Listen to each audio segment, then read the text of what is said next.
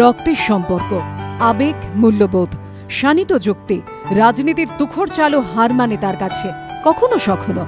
মঙ্গলবার বিসিসিআইয়ের ঘোষণায় ফের স্পষ্ট সেই অমোঘ সত্য, খেলা দেখবেন অসুস্থ মা, তাই ঘরের মাঠে মায়ের সামনেই খেলতে চান শেষ আন্তর্জাতিক টেস্ট ম্যাচ, শুধু মায়ের জন্য, জানিয়েছিলেন সচিন। সেই ইচ্ছেকে সম্মান দিয়ে ২০০তম টেস্ট তুলে দেওয়া হলো ওয়াংখেড়ে স্টেডিয়ামের হাতে।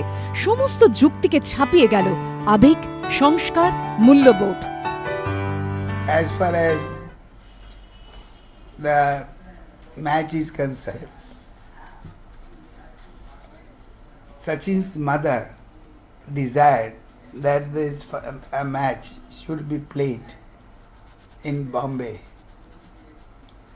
and if she desires, we had to be the supporter of Mrs. Sachin's mother, and we said, all right, let the Sachin plays, let the match be played.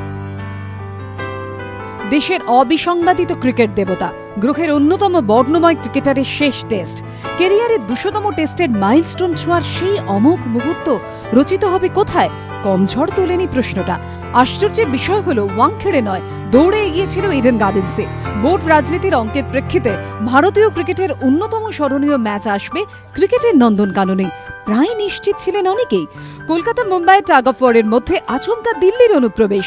Board সূত্রের খবর, স্বয়ং সোনিয়া ও রাহুল গান্ধী সাক্ষী থাকতে চেয়েছিলেন তার শেষ আন্তর্জাতিক টেস্টের, তাই শেষ ল্যাপের দৌড়ে পাল্লা দিয়েছিল দিল্লিও। কিন্তু শেষ কথা বললেন সচিন। মায়ের সঙ্গে গভীর সম্পর্ক, জীবনের মূল্যবোধ গড়া তাঁর ছায়াতে। শেষ টেস্ট দেখাতে অসুস্থ মাকে হুইল চেয়ারে করে আনতে হবে স্টেডিয়ামে। ঘরের ম্যাট ওয়াংখেড়ে ছাড়া অন্যত্র সেটা কষ্টসাধ্য, তাই ওয়াংখেড়েকেই বেছে নিলেন ক্রিকেটের ভগবান। আবেগকে সম্মান দিয়ে সরে দাঁড়ালো যুক্তি, ক্রিকেট রাজনীতি। হার মানতে হয় বোধহয় কখনো সখনো। এবিপি আনন্দ।